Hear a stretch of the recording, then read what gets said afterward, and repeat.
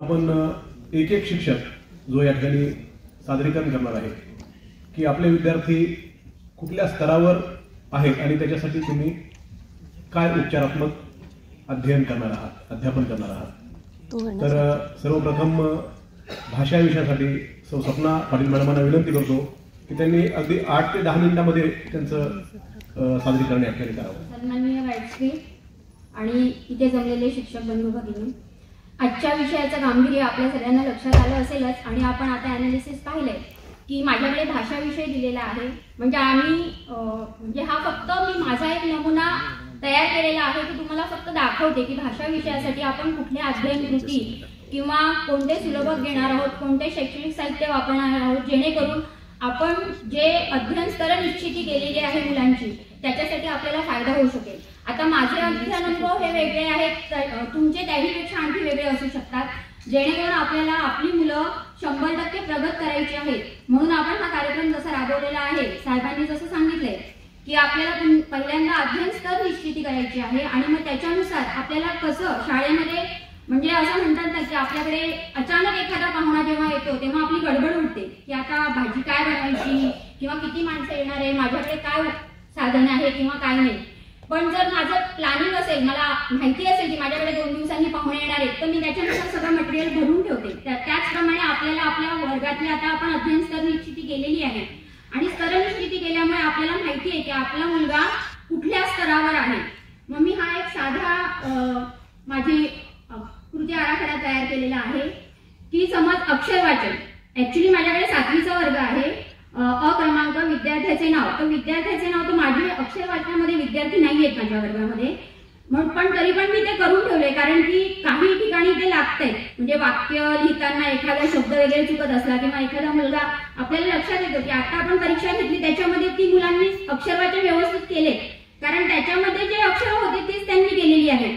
पण कधी कधी ती मुलं अडखळतात श मध्ये, श मध्ये, भ मध्ये। हे आपण जेव्हा मुलांबरोबर एक एक मुलगा घेऊन आपण जेव्हा ते त्यांचे ॲनालिसिस करतो त्यामुळे आपल्याला ते लक्षात येतं आणि मग त्याच्यासाठी मला हे अक्षर वाचन सुद्धा लागणार आहे आणि म्हणून मी तो एक साधारण म्हणजे जसं आपण वार्षिक नियोजन करतो तसा माझा हा एक सिंपल मी कृती आराखडा तयार केलेला आहे की अक्षर वाचनासाठी मला कोणत्या कोणत्या क्षमता त्यांना प्राप्त करायच्या आहेत त्याचा स्तर निश्चित केलेला आहे की वर्णमालेतील अक्षरांची ओळख, स्वर आणि व्यंजने वेगळे करून दाखवणे, नंतर आपण आत्ताच म्हणालो होतो की उच्चार, तर स्वर आणि त्यांचे उच्चार करणे, अक्षरांच्या मदतीने 2 अंकी शब्द तयार करणे जसं की कप, कर, आई हे साधे साधे शब्द, त्यानंतर व्यंजन आणि त्याचे उच्चार समजून घेणे, 2 अक्षरी शब्दांचं वाचनचा सराव आणि त्याच्यासाठी मी घेणाऱ्या ज्या अध्ययन कृती आहेत त्या कृती मी त्याच्या पुढे लिहिलेल्या आहेत। त्या कृती आपल्या प्रत्येकाच्या वेगळ्या असू शकतात। आता मुलांना चित्र दाखवून आपण अक्षर ओळख करून घेतो, आपल्याकडे विविध भाषेची समृद्ध पेटी आहे आणि त्या पेटी जर तुम्ही उघडून बघितली असेल तर तुमच्या लक्षात येईल की त्या पेटीमध्ये खूप छान अशा पट्ट्या दिलेल्या आहेत, शब्दपट्ट्या, चित्रपट्ट्या, अक्षरपट्ट्या, ह्यांचा वापर करून पुन्हा उच्चारासाठी वेगवेगळे व्हिडिओज आपण घेऊ शकतो। जसं की आता आपण म्हणालो की बरेचसे शब्द मुलांना येत नाही, मग आपल्याला त्याचं वर्गीकरण करावं लागेल की ते कंठस्थ आहेत का की बाबा त्याच्यासाठी जिभेचे व्यायाम, आता सरांनी जसं सांगितलं की आपल्याला ह्याचे व्यायाम घ्यावे लागतील मनगटाचे, पण त्याचप्रमाणे जिभेचे पण व्यायाम, कारण काही मुलांची जीभ जाड असते त्यामुळे त्यांना ते उच्चार येत नाही। मग त्याच्यासाठी आपल्याला वेगवेगळे व्हिडिओ किंवा आपल्याकडे टीचिंग एड्स भरपूर आहेत, वेगवेगळे ऍप सुद्धा आहेत, आपल्या सगळ्यांकडे टीव्ही आहे, त्या टीव्हीच्या माध्यमातून आपण ते सगळं करू शकतो। त्यानंतर आहे शब्द वाचन। ह्या शब्द वाचन मध्ये सुद्धा माझ्या वर्गामध्ये इयत्ता 7वीचा वर्ग असल्यामुळे शब्द वाचनाचा पण मुलं कोणी नाहीये, म्हणून मी तिथे विद्यार्थ्यांची नावं लिहिलेली नाहीये। हे शब्द वाचनामध्ये जर आपल्याला सुरुवात करायची असेल तर साधे शब्द, मग काना, मात्रा, वेलांटी याप्रमाणे पुढचे, आणि जोडाक्षरामध्ये मात्र बरेच भाग आहेत।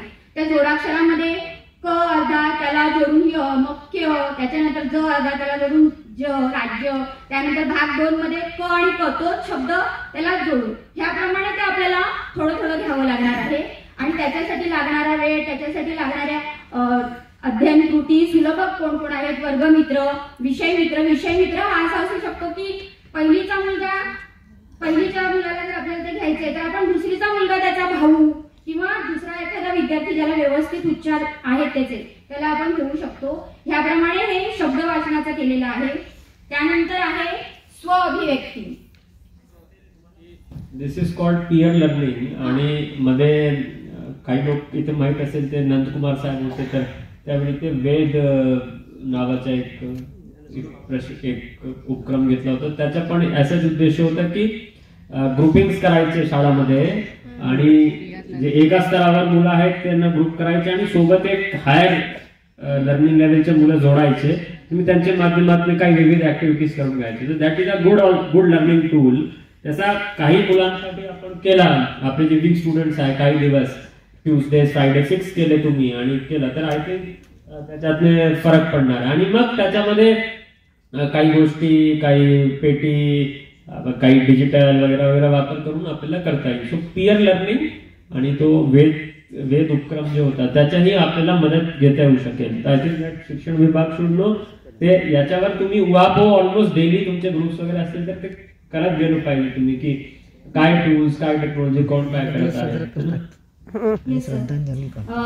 ह्याच्यामध्ये आणखी एक आपल्याला असं करता येईल की वर्गमित्र, शिक्षक मित्र, पालक आणि विषय मित्र ह्याच्याप्रमाणे जसं आपण निपुण भारतचं आता सरांनी सांगितलं त्याप्रमाणे निपुण भारतचं जर आपण ट्रेनिंग घेतलं होतं त्यावेळेस आपण वारे गुरुजींची शाळा बघितली होती. तिथे आपण ते पाहिलं होतं की मुलांना एका वर्गामध्ये बंदिस्त न करता कधी कधी मधल्या वेळेत त्यांना आपण ग्रुप लर्निंगने हे शिकवू शकतो. त्यानंतर आहे स्वअभिव्यक्ती. आता स्वअभिव्यक्तीमध्ये बरीच कारणं असू शकतात की त्या मुलाचे शब्द उच्चार व्यवस्थित नसतील किंवा त्याला तो धीटपणा नाहीये त्याच्यामध्ये की तो बाहेर निघून बोलू शकतो. माझ्याकडे मोठी मुलं आहेत त्यामुळे मला तो प्रश्न येणार नाही. पण इयत्ता दुसरी तिसरीची मुलं जी आहेत त्यांच्यामध्ये बऱ्याच गोष्टी असू शकतात. एक तर त्याला भीती असू शकते किंवा शिक्षकांची पण भीती वाटू शकते. नवीनच आलेलं आहे, वातावरण बघून त्याला भीती वाटते किंवा त्याची काही खाजगी कारणं असू शकतात. पण त्याच्यासाठी आपल्याला एक तयार करता येईल की त्याला प्रश्न विचारणं. आपण जास्तीत जास्त जेव्हा मुलांना प्रश्न विचारतो, मुलांच्या मनात खूप प्रश्न असतात पण मुलं ते आपल्यापर्यंत सांगायला घाबरतात. पण जेव्हा आपणच त्यांना प्रश्न विचारतो ना ते आपोआप उत्तर द्यायला लागतात. आणि लहान मुलांचा जो वयोगट आहे त्या वयोगटामध्ये मुलांची ग्रास्पिंग पॉवर खूप जास्त असते त्यामुळे ते भरपूर आत्मसात करत असतात. मग ह्याप्रमाणे आता मग मी सोपे आता त्यांना एक साधं वाक्य दिलेलं आहे की एका रस्त्याने कुत्रा चालला होता, तो खूप भुकेलेला होता. आणि मुलांना सांगितले की ह्या वाक्यावरती तुम्ही प्रश्न तयार करा. मुलांनी वेगवेगळ्या प्रकारचे प्रश्न तयार केले की रस्त्याने कोण चालले होते, कुत्रा कुठून चालला होता, याप्रमाणे ते प्रश्न तयार करतात. म्हणजे त्याच्यावरून काय होतं की त्यांची स्वअभिव्यक्ती ते स्वतः ते चित्र पाहून किंवा वाक्य पाहून त्याच्यावरून ते बोलायला लागतात. आणि ह्याचाच वापर पुढे जाऊन आपल्याला समाजपूर्व वाचन जे आहे त्याच्यामध्ये होऊ शकतो. त्यासाठी सुद्धा मी वेगवेगळे मुद्दे घेतलेले आहेत आणि त्याच्यानुसार आता विद्यार्थी एकमेकांचे अनुभव वर्गामध्ये सांगतात. माझी दिनचर्या की मी सकाळी सुटल्यापासून आपण त्याला विचारू शकतो सकाळी सुटल्यापासून तू काय करतोय, तो त्याची दिनचर्या त्याच्या भाषेमध्ये सांगेल. आपण ते एक्सेप्ट करायची. आता आमच्या इथे आगरी मुलं आहेत तर ते सांगतात मी गेलतो, मी खाल्लेला, मॅडम तू आता आली का, तू आता आला का, असे ते बोलतात. मग त्यावेळेस आपल्याला त्यांना वेळोवेळी सांगावं लागतं की हा तुझी बोली भाषा आहे ना ह्याचा तुला अभिमान असलाच पाहिजे. पण आता आपण पुस्तकातली प्रमाण भाषा शिकतोय ना मग आपल्याला ती भाषा पण कळली पाहिजे म्हणून तू शुद्ध बोलायला शिक. आपण त्याला वेळोवेळी तसं बोलल्यामुळे मुलं ते करतात. आणि एक दोन मुलं आपल्या वर्गात अशी असतात की ते प्रमाण भाषेमध्ये बोलतात आणि त्यामुळे दुसरी मुलं सुद्धा प्रमाण भाषेमध्ये बोलतात. आता त्यानंतरचा मुद्दा आहे आपला समजपूर्वक वाचन. ह्याच्यामध्ये माझ्या वर्गातली 7 मुलं आहेत. समजपूर्वक वाचनामध्ये मला असं लक्षात आलं की ज्यावेळेस आपण टेस्ट घेतली ना सर त्यावेळेस लक्षात आलं की माझी हुशार मुलं आहेत, छान वाचतात. म्हणजे आता 3 मुलं माझी दुसरीकडून आलेली आहेत दुसऱ्या शाळेतून पण ती इतकी छान वाचतात ना, वाचन खूप छान आहे त्यांचं. पण जेव्हा ही परीक्षा घेतली समजपूर्वक वाचनामध्ये तेव्हा असं लक्षात आलं की ते वाचन म्हणजे नुसती पोपटपंची होती. ते काय वाचतात हे त्यांना कळतच नव्हतं. मग तेव्हा असं त्यांना सांगावं लागलं की बाबा ते चित्र डोळ्यासमोर आण. एक वाक्य वाचल्यावरती ते चित्र डोळ्यासमोर आण. पण माझ्या 7वीच्या वर्गाला तो पॅराग्राफ होता की विज्ञान प्रदर्शन भरलं होतं. काही मुलांना तो विज्ञान प्रदर्शन हा शब्दच आठवत नव्हता त्यामुळे ते प्रश्नांचं उत्तर देत नव्हते. आणि एक प्रश्न जरा संदिग्ध होता त्यामुळे पण थोडासा गोंधळ झाला समजपूर्वक वाचनामध्ये. पण मग आता समजपूर्वक वाचण्यासाठी मला जास्त प्रयत्न करावे लागतील आणि त्याच्यासाठी मी हे सगळे मुद्दे घेतलेले आहे की मग वाचन कार्डाचा वापर करणार आहे, त्यानंतर वाचन पट्ट्यांचा वापर करणार आहे, चित्रपट्ट्यांचा वापर म्हणजे चित्र असे की अननसाचं चित्र आहे आणि याच्या पुढे लिहिलेलं आहे की आंबट आहे. मग ते मुलगा लिहिणार आहे तिथे की अननस आंबट आहे म्हणजे चित्र दिसतंय त्याला आणि पुढचं वाक्य त्याच्यानंतर तो पुढचं वाक्य बघणार आहे. नंतर गोष्टींची पुस्तकं अवांतर पुस्तकं आपल्याला वाचण्यासाठी आता दिलेली आहेत वाचनालयामध्ये.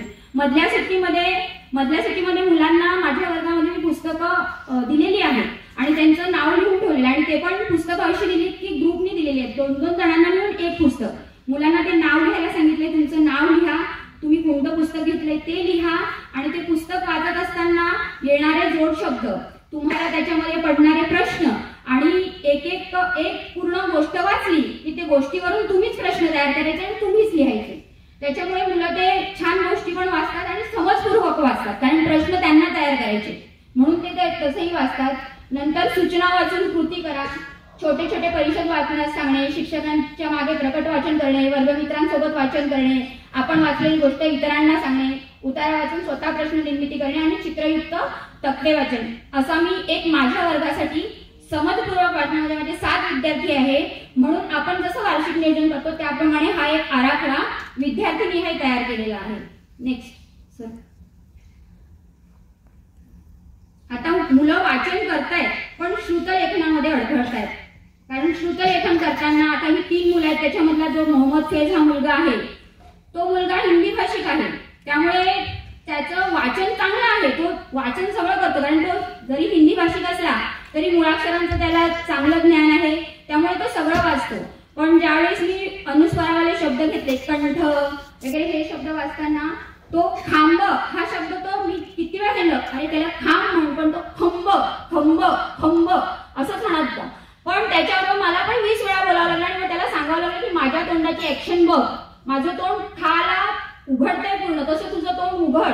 आणि असं करून करून मग त्यांनी तो शब्द पहिल्या वेलांटीला कसा उच्चार असतो, दुसऱ्या वेलांटीला कसा उच्चार असतो हे सगळं त्यांना सांगावं लागेल. त्याच्याशिवाय आपलं सुद्धा बऱ्याच वेळा चुकतं पहिली वेलांटी दुसरी वेलांटी लिहिताना, पण व्याकरणाचे जर नियम त्यांच्या व्यवस्थित लक्षात आणून दिले तर ह्या गोष्टी होणार नाही. त्यासाठी बऱ्याच हे घेतल्यात, म्हणजे आता अर्धवट म्हणी असतात, अडलाहरी, टिंबटिंब, मग मुलांनी त्याचे पुढचं वाक्य लिहायचंय, याच्यानुसार ते श्रुतलेखनापर्यंत ही मुलं जातील. त्यांच्यासाठी हा आराखडा तयार केलेला आहे. आणि पुढचं आहे वाक्यलेखन.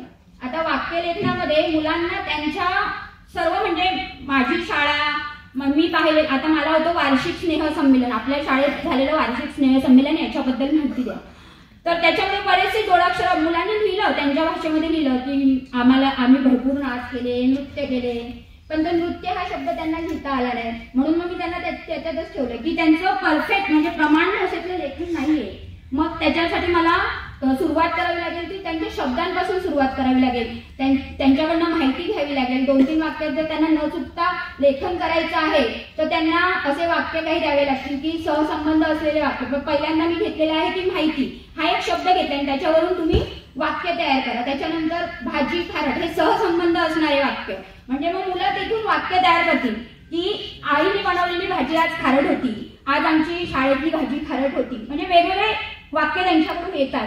आणि मग हे वाक्य फळ्यावर लिहून घेतले की आपोआप आपल्याला लक्षात येतं की मुलं कुठे चुकतायत, म्हणजे त्यांचा ताना, मात्रा, वेलांटी. आता मला आणखी एक गोष्ट लक्षात आलेली की मी प्रश्न जेव्हा तयार करायला सांगत होती तेव्हा मुलांना वारंवार सूचना देत होती की तुमचं पूर्ण झाला ना प्रश्न की त्याच्यानंतर प्रश्नचिन्ह द्या.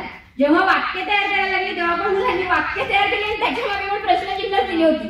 3-4 वेळा मी तसंच केलं होतं की प्रश्नचिन्ह दिलं होतं, मग त्यांना ते समजावून सांगावं लागलं की प्रश्नचिन्ह हा प्रश्न विचारल्यावर द्यायचा असतो आणि पूर्णविराम हे विधान पूर्ण झाल्यावर द्यायचं असतं. म्हणजे ह्या छोट्या छोट्या गोष्टी आपल्याला समजून त्यांना सांगितल्या तरच त्या पुढे होणार आहे. हे झालं मी एक वार्षिक आराखडा म्हणून एक तयार केला की माझ्या वर्गाचा हा 7वीचा आराखडा, ह्याप्रमाणे आपण बदल करू शकतो. त्यानंतर पुढे मी आणखी पुढचा भाग केलेला आहे की माझ्या वर्गातील विद्यार्थ्यांची मी यादी तयार केली ह्याप्रमाणे की भाषेमध्ये, फक्त भाषाविषयी, भाषेमध्ये अप्रगत म्हणजे अप्राप्त, क्षमता अप्राप्त विद्यार्थी कोणते आहेत. मग आता माझ्या ब्रिंदा जी आहे ती समजपूर्वक वाचनामध्ये आणि वाक्यलेखनामध्ये आहे. श्रद्धा आहे हिचं सगळं झालेलं आहे, फक्त ती वाक्यलेखनामध्ये अडकळते. तनू आहे ही समजपूर्वक वाचन आणि वाक्यलेखन. ह्याप्रमाणे आता तो फैज आहे तो श्रुतलेखनमध्ये पण अडखळलाय, वाक्यलेखनमध्ये पण अडखळलाय, समजपूर्वक. म्हणजे ह्या मुलांचं मी वेगवेगळे पहिल्यांदा लिहून घेतले, त्याच्यानंतर मी त्यांचे गट करणार आणि गट केल्यानंतर पुन्हा मी प्रत्येक विद्यार्थ्याचं दररोज काय घेणार आहे त्याच्यानुसार हे केलेलं आहे. की आता मी ब्रिंदा ही मुलगी आहे, तिचं मी आपल्याला 1 तारखेला आपण रिझल्ट लिहून झाला, 2 तारखेपासून मी सुरुवात केली. समजपूर्वक वाचन आणि वाक्यलेखनमध्ये ती अडखळते, म्हणून मग मी तिचं अध्ययन, अनुभव, कृती, उपक्रम काय घेणार ते, त्यानंतर तिने काय प्रतिसाद दिला. कधी कधी असं होणार आहे की ब्रिंदा प्रतिसाद देते पण श्रद्धा देणारच नाहीये, तिला 2 दिवस लागू शकतात, मला तिचं पुन्हा डबल रिपीट करावं लागेल. मग ह्याचं मी हे पूर्ण महिन्याचं मी एकदाच नाही लिहू शकत, हे मला डे टू डेच लिहावं लागणार आहे. म्हणून मग मी त्या आधी तो एक आराखडा तयार केला की मी काय करणार आहे. ह्या मुलांसाठी माझं जे प्लॅनिंग आहे ते वार्षिक नियोजन जसं आपण करतो तसं मी आधी दाखवलं, ते पूर्ण माझा प्लॅनिंग होता. आणि आता हे डे टू डे प्रत्येक विद्यार्थ्याचं, हा झाला भाषेचा विषय, ह्याच्याप्रमाणेच मी पुढे जाऊन मग गणित, इंग्रजी असे ते इतर विषय पण ह्याच्यानुसारच करणार आहे. आता हे झालं सरांनी सांगितलं त्याप्रमाणे. पण हे करत असताना माझ्या वर्गातले जे 10 विद्यार्थी आहेत ते 10 विद्यार्थी प्रगत आहेत. मग आता मला त्यांना सोडून जमणार नाही. म्हणून सर तुम्ही जसं सांगितलं त्याप्रमाणे अध्ययन निष्पत्ती त्याच्यानुसार पण मी पूर्ण प्लॅनिंग तयार केलेलं आहे की माझ्या वर्गातल्या भाषा विषयाच्या एकूण 27 अध्ययन निष्पत्ती आहे. त्या 27 अध्ययन निष्पत्तीसाठी मी कोणत्या, म्हणजे त्याच्यासाठी मला कोणतं विधान आहे, त्यासाठी कोणते कोणते धडे असणार आहे, त्या धड्यांवरती मी कोणती कोणती कृती करणार आहे आणि त्याच्यासाठी मी आवश्यक साहित्य कोणतं वापरणार आहे, ह्याप्रमाणे मी ते सगळं प्लॅनिंग तयार केलेलं आहे. फक्त एवढंच की हे प्लॅनिंग तयार करताना आपली थोडीशी दमछाक होणार आहे, कारण ह्या कामांबरोबर आपल्याला इथेही कामं करायची. पण माझं प्लॅनिंग मला परफेक्ट कसं करता येईल ह्याचा मी आधीच विचार करून आणि त्याच्यानुसार मी हे सगळं पुट आउट म्हणजे माझ्या विद्यार्थ्यांपर्यंत मी ते पोहोचवणार आहे. मला वाटतं हा कार्यक्रम आपण डिसेंबर नंतर घेणार आहोत. पण जी खरंच खूप हुशार मुलं असतात, प्रत्येकाच्या वर्गात 2-4 मुलं अशी असतातच की त्यांच्या अध्ययन म्हणजे त्या वर्गाच्या अध्ययन क्षमतेपेक्षा ती मुलं जास्त असतात. त्यांच्यासाठी हा अभ्यास परत आम्ही आमचा पण सरकडे साहेबांबरोबर पण ग्रुप तयार केलेला आहे. त्याच्यामध्ये सरकडे साहेब पण नवोदय परीक्षा, स्कॉलरशिप परीक्षा, आणखी एका ग्रुपमध्ये जॉईन झाले. त्याच्यामध्ये पण अशा वेगवेगळ्या परीक्षा असतात. तर मुलांच्या मोबाईलमध्ये ते आम्ही पाठवत जातो आणि त्याच्यानुसार त्या स्पर्धा परीक्षा म्हणजे टेस्ट ज्या असतात त्या सुद्धा ती मुलं सोडवत असतात. अशा प्रकारे माझा हा छोटासा प्रयत्न आहे की भाषासाठी मी ह्याप्रमाणे माझा कृती आराखडा तयार केलेला आहे. तसाच आपणही त्याच्यामध्ये आणखी बदल करून आपला प्लॅनिंग आपण जर केलं तर आपल्याला ऐनवेळी येणाऱ्या अडचणीपासून आपण सावध होऊ शकतो. बस, थँक्यू. त्यांचं मनोगत हे केलं. प्लॅनिंग ही चांगली होती. म्हणजे हेच थोडं अपेक्षित आहे की यू शुड प्लॅन इफेक्टिव्हली आणि मूलनिहाय कृती आराखडा तयार केला. एव्हरी स्टुडंट तुम्ही मॉनिटर केलं आणि जसं मॅडम म्हटलं की दररोजची ऍक्टिव्हिटीज प्रमाणे आउटकम काय ते पण दररोज मॉनिटर करून वेळेत बदलही करणं टाइम टेबल मध्ये, टूल्स मध्ये. तुम्हाला कदाचित वाटत असेल की या पद्धतीने शिकवलं तर त्याला येईल, पण 1 महिन्यानंतर तुम्हाला लक्षात येणार की नाही येते त्याला तसं, तर मग something else has to be done, some different activity has to be done. तर ते पण वेळेत बदल करणे हे महत्वाचे राहील. So it has to be a continuous process आणि तुम्हाला ते रेग्युलरली इन्व्हॉल्व त्याच्यामध्ये व्हायचे आणि याच पद्धतीने प्रत्येकाने काम करावं. ओके, नेक्स्ट आपण घेऊ. धन्यवाद साहेब. इंग्रजी विषयासाठी अमित मोरे सर कृपया सादरीकरणासाठी मंचावर यावे. Actually, I have to say a very good morning to all. It's a new awakening. Sir has opened eyes of all of us. So today, sir, I have to represent for English language. Since 2 weeks, sir, we were involved in creating action plan on the basis of learning outcomes. So from 1st standard till 8th standards, we have prepared all the learning outcomes, and on that basis, we have prepared action. So I would like to present this in front of you. Just have a look. So most on the basis of learning outcomes, what we are going to do, which actions we are going to implement. So we have prepared all this. For throughout the year, we are going to implement this on the basis of standards. So for 1st standard, most emphasis was given on listening. That they should able to listen first. A good speaker is always first a good listener. Most of the knowledge which we gain is through listening only. Does anyone over here know that how much % knowledge we gain through listening? ज्ञान आपण प्राप्त करतो श्रवणातून, तर किती टक्के ज्ञान आपण श्रवणातून प्राप्त करू शकतो किंवा केलं जातं? 83. It's around 85%. टेंटेटिव्हली. सो 85% ज्ञान जे आपण करतो, आकलन करतोय, 85% ते फक्त श्रवणातून. म्हणून लहान मुलांना इयत्ता 1ली 2री जास्त भर त्यांच्या लिस्निंग स्किलवर दिलाय. आणि खरं तर माझा जो विषय इंग्लिश, या बाबतीत सरांनी जी वस्तुस्थिती मांडली की बाबा अत्यंत बिकट परिस्थिती आहे इंग्लिशच्या बाबतीत, ह्याचा आपण बीएमसीचा डेटा सुद्धा कलेक्ट केलेला आहे, तो पण इथे आपल्याला दाखवला जाणार आहे. पण इंग्लिशची भीती का निर्माण होते ती कशी आपण दूर करू शकतो सर, ह्याच्यावरती पॉवरपॉइंट प्रेझेंटेशन सुद्धा केलेलं आहे, पीपीटी आपल्याला ते शो करण्यात येईल. तर सर नेक्स्ट स्लाइड वरती आपण जाऊया. या पीपीटीचं इंट्रोडक्शन आपण करणार आहोत. That is importance of English in today's world, challenges faced by Marathi medium students and role of teachers in bridging the gap regarding we are taking efforts but expected outcomes are not listed over here. So how to bridge this gap, we are going to learn or get an idea about it through the next slide. So first of all, common challenges that are faced by students: lack of English speaking environment. Now, most of our children are from low income groups. They have to travel different places for working purpose along with the parents. And the main reason behind getting depreciated in English language is they won't get proper environment for English language. In case of मराठीच्या बाबतीत काय असतं की पालक हे मराठी घरी बोलतात, त्यांच्या कानावर ते शब्द येतात, तर काही प्रमाणात त्यांचं मराठी भाषेच्या बाबतीत आकलन हे झालेलं असतं, पण ते वातावरण त्यांना इंग्लिशच्या बाबतीत प्राप्त होत नाही. तर त्याच्यावरती आपल्याला अनेक उपाययोजना राबवायच्या. That thinking in Marathi first, then translating. Communication मध्ये सगळ्यात आधी आपण हेच बघतो की मला एखादा मुद्दा मांडायचा आहे, मला एखादी गोष्ट सांगायची आहे, तर ती गोष्ट सांगताना आपण पहिला विचार मराठीत करतो आणि त्याचं तशाच्या तशा स्वरूपात रूपांतर करतो. तर ते न करता वाक्यरचना कशी असली पाहिजे एखाद्या विषयानुसार किंवा एखाद्या मुद्द्यानुसार, त्या बाबतीत सुद्धा आपण बघणार आहोत. Then fear of making mistakes. This is one of the most drawback in learning English language और getting depreciated in English language, that we are very much fear in case of communication to English language. Then limited vocabulary. Vocabulary means that is the least part, means most of the students don't know which word should be used for framing the sentence for communication purpose. So what would be the various techniques? We are going to discuss about it through the next slide. Then the last one, sir, previous one. The last one is low confidence.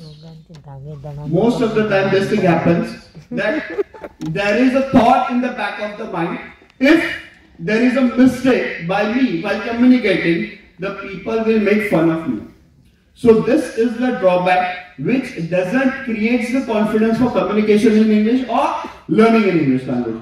So we have to remove this, eradicate this fear from the minds of our learners. So next slide please. There are various teaching techniques which can be implemented in a classroom, like a bilingual method which starts with Marathi then English. While framing sentences, we should start communicating in Marathi first, and how we can translate these sentences in English, we should teach this. Then daily speaking practice, which you conduct at least half hour or 1 hour. Try to create the English environment in the classroom itself. Then use of visual aids. This is more impactful, because most of the time each and every classroom has television and students are very much attracted towards the visuals. So if we make use of these visual aids for making them knowing about various words, letters, their pronunciation, it would be more impactful. Songs, rhymes and games which we can conduct. Then simple sentence structure, easy sentences. Likewise, whenever the students enter in the classroom, what do they ask? Or what should they ask? May I come? But most of the time what do they say? My coming. So how to frame a sentence, how to pronounce the word, this should be focused much more. That is the need of the hour. So next slide please. In the classroom, what kind of techniques we can use? Likewise, word of the day, select a particular word. Likewise, previously in the previous meeting, Bhairav sir has also shown us an example regarding spelling bee, this activity which we are going to take in the classrooms also. So this technique can be used to enhance their vocabulary. Speaking tray activity, Goel sir has presented us that there was a classroom where one of the students was a mango, representing a mango. So here the student was present in the mango. Then later on the mango used to ask that what is the color of mine, and students used to respond it. So same way happens in case of speaking tree. Role play exercises. This can be done in most of the historical events for 4th standard also, which we used to do it, but we have to do it in English also. There are multiple stories from standard 1st to standard 8, which are very much active, or we would say implemented, which can create much more effect on the minds of the learners. So utilizing these stories, making the involvement of the students in those stories, making them act, creating dialects, and try to make them communicate in a fluent manner. So this can be utilized to enhance their English. Label classroom objects. That is a thing we should do all the time. Most of the time it is written in Marathi in our classroom. ज्ञानरचनावाद हा एक भाग आपण जो म्हणतो त्यातलाच हा प्रकार आहे की कुठल्याही वस्तूला इंग्लिश मध्ये काय नाव दिलं गेलेलं आहे हे तिथे लिहिलेलं असलं पाहिजे, जेणेकरून सातत्याने 24 तास त्यांच्या डोळ्यासमोर ती वस्तू दिसेल, त्याचं नाव दिसेल आणि आकलन करण्यामध्ये ना उपयोजन पडेल. त्याचं उत्तम उदाहरण घ्यायचं झालं आपला जे आता FLNचा पेपर होता 4थीचा पेपर, त्यामध्ये इंग्लिश मध्ये लिस्निंग स्किल मधला पहिला प्रश्न काय होता?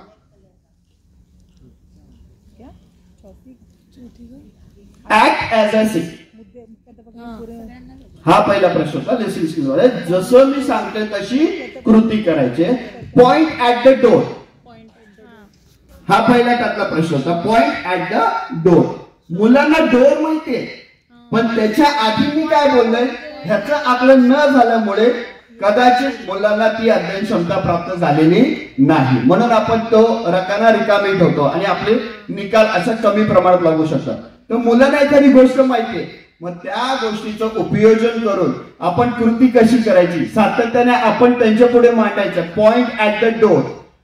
Body language creates a much more impact in communication, especially in language. Sir point at the door हे मी कृती करून दाखवली तेव्हा मुलांना समजेल की मला काय आहे, दरवाजाकडे बोट दाखवायचं. सो लिस्निंग मध्ये जोपर्यंत आपण जास्त प्रमाणात बोलत नाही, रिपीटेटिव्ह बोलत नाही, तोपर्यंत ह्या भाषेचं आकलन होणं शक्य नाही. Then English reading from local stories. आजूबाजूच्या ज्या गोष्टी घडतात, ज्या घटना घडतात, ज्या कथा ऐकतात, त्या कथा आता मराठीमध्ये ससा कासव ही गोष्ट आपल्या सगळ्यांना माहिती. ससा कासवाची शर्यत हेच इंग्लिश मध्ये सांगण्याचा प्रयत्न करायचा. मुलांकडून एक एक वाक्य वतवून घ्यायचं, जेणेकरून ते एखादी गोष्ट जी मराठीमध्ये ती कशी ट्रान्सलेट केली जाऊ शकते ह्याचं ते आकलन करू शकतात. Next slide sir. आता एक शिक्षक म्हणून आपली काय जबाबदारी असेल इंग्लिशच्या बाबतीत?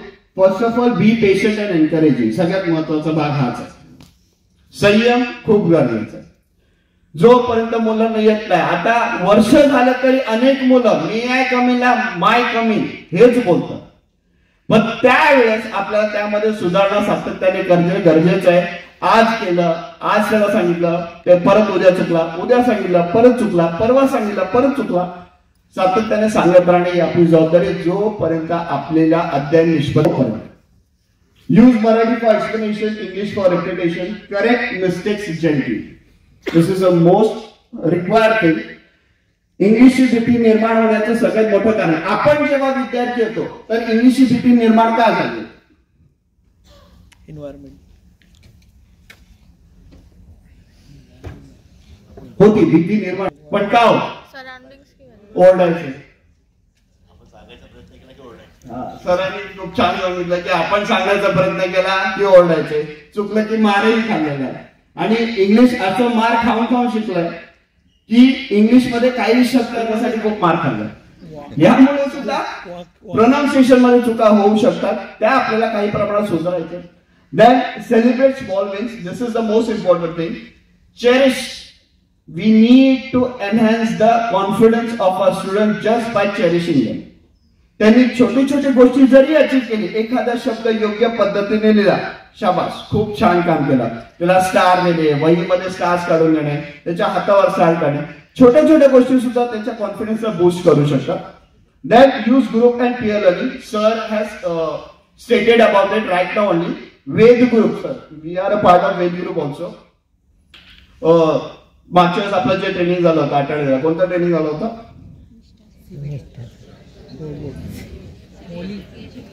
क्षमता वृद्धी. या प्रशिक्षणामध्ये आपण ह्याच्यावर जास्त भर दिलाय, पिअर लर्निंग आणि पेअर लर्निंग ह्या दोन वेगवेगळ्या भिन्न गोष्टी आहेत. पेअर लर्निंग म्हणजे काय?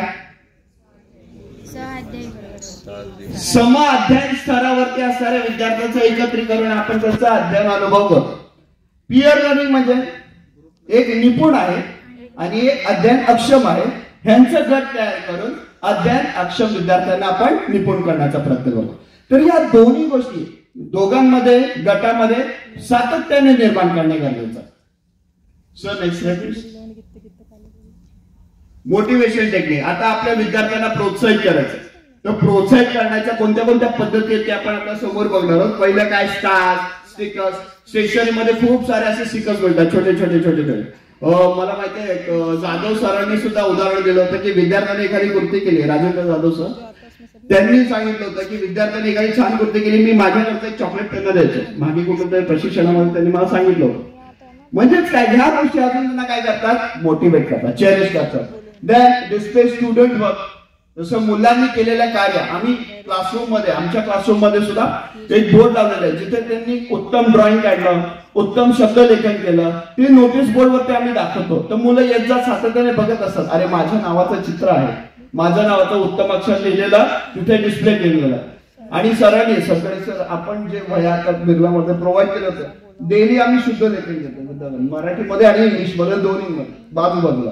तर ज्याचं उत्तम आहे त्याची वही सुद्धा तिथे नोटीस बोर्डवरती अडकवली जाते, जेणेकरून येणाऱ्यांना समजतं की बाबा शुद्ध लेखन हे अशा स्वरूपात असलं पाहिजे. Then buddy system peer learning, जे आपण आता त्याबद्दल चर्चा केलेली आहे. So next slide. आता एक उदाहरणाच्या स्वरूपात आपल्या मनपा शाळेतच विद्यार्थ्यांचं आहे की त्यांनी प्रयत्न करून विद्यार्थ्यांचं कम्युनिकेशन स्किल, सेंटेन्स फॉर्मेशन कसं झालंय त्या संदर्भात हा आपण व्हिडिओ पाहूया.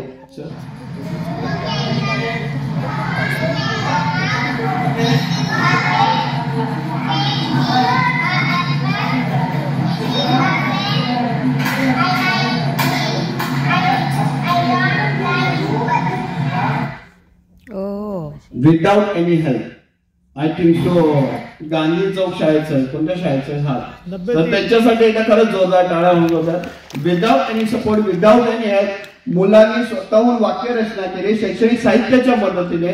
तर एवढ्या छान प्रकारे आपण इंग्लिश मुलांमध्ये रुजवू शकतो. फक्त आपल्याला थोडंफार त्यांना प्रोत्साहन देण्याची गरज आहे आणि त्यातल्या त्यात शैक्षणिक साहित्यांचा जेवढा जास्त वापर होईल, आपल्याकडे टीव्ही अवेलेबल आहे, स्पीकर्स आहेत, तर जेवढं जास्त त्यांचं लिसनिंग ॲबिलिटी आपण इम्प्रूव्ह करू तेवढं जास्त आपण इंग्लिश त्यांचं सुधारू शकतो. आणि या संदर्भात सर एक मी सर्वे करतो, ही डेटा काढताना बीएमसीचा डेटा काढला आपल्या समोर मांडू इच्छितो. सर बीएमसीचा डेटा प्लीज डिस्प्ले करा.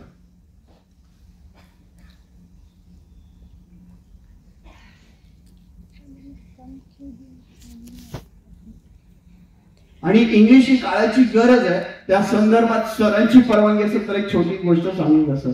इंग्लिशची काय गरज आहे तर मार्मिक आहे, थोडी कॉमेडी आहे थोडं त्यामध्ये सर. मार्मिक आहे, एक मिनिटात मी स्टोरी आपल्या पुढे सांगतो, तेव्हा आपण या स्लाइड बद्दल बोलूया. एक बार ऐसे था, एक इंसान ऐसे जा रहा था रास्ते पे और उसको भूख लगी जोरों. रास्ते में जाते वक्त उसको एक पिज्जा आउटलेट, जे पिज्जा हट वगैरह डोमिनोज वगैरह जिनके आउटलेट असतात, एक पिज्जा आउटलेट उसको दिखा. तो भूख लगी है, कुछ खाना है करके वहां पे चला गया और खाने के वहां पे जाने के बाद टेबल पे ऑलरेडी मेन्यू कार्ड होता. If you have seen that, already menu card तिथे डिस्प्ले मध्ये असतात, स्क्रीन वरती असतात, टेबल वरती असतात. तो मेन्यू कार्ड से वो स्टडी कर रहा था कि मैं कौन सा पिज्जा मंगाऊं, कोशिश कर रहा था रीड करने का. He is not that much equipped in English language, but then too he was trying to analyse कि इसको कौन सा पिज्जा हमें मंगवाना. So he was going through it और उसके माइंड में एक थॉट आया वो मेन्यू कार्ड में देखते वक्त कि क्या समाज बन गया है, लोग मरने के बाद उनके नाम पे पिज्जा रखा जाता है. हा विचार त्याच्या मनात, ये थॉट उसके माइंड में. तो फिर वहां पे अटेंडेंट आया, वेटर आया, उसे पूछा sir what would you like to have, this was the question. तो उसने बोला एक मार्गरिटा पिज्जा देना. कौन सा pizza Dena? Margarita. So waiter was well equipped with the language skills and he know the flaws which has been displayed by the customer. तो उसने कहा sir margherita नहीं है वो मार्गेरिटा पिज्जा है और वो चीज के साथ आता है, मैं आपको प्रोवाइड करता हूं। वेटर जाने के बाद उस कस्टमर के माइंड में क्या थॉट आया रहेगा?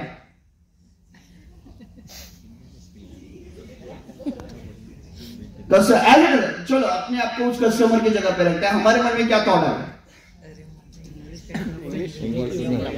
गरजेची आहे, किती निग्लेक्ट केलं तरी समाजामध्ये इंग्लिश भाषेचा वापर हा केलाच जातो आणि जो प्रभावीपणे वापर करतो त्याचंच नाव लौकिक होतं, त्यालाच प्रोत्साहन दिलं जातं। भाषा ही कोणतीही असू द्या त्या भाषेमध्ये निपुण असणे गरजेचं आहे, फक्त इंग्लिश नाही मराठीमध्ये सुद्धा उत्तम वक्ता असणारा व्यक्ती हा प्रचलितच असतो। तर भाषेवरती प्रभुत्व मिळणं अत्यंत गरजेचं आहे, म्हणून आपल्या FLN मध्ये ह्या 3 गोष्टींवरती जास्त भर दिलेला आहे। एक आहे भाषा, दुसरा आहे इंग्लिश आणि तिसरा आहे गणित।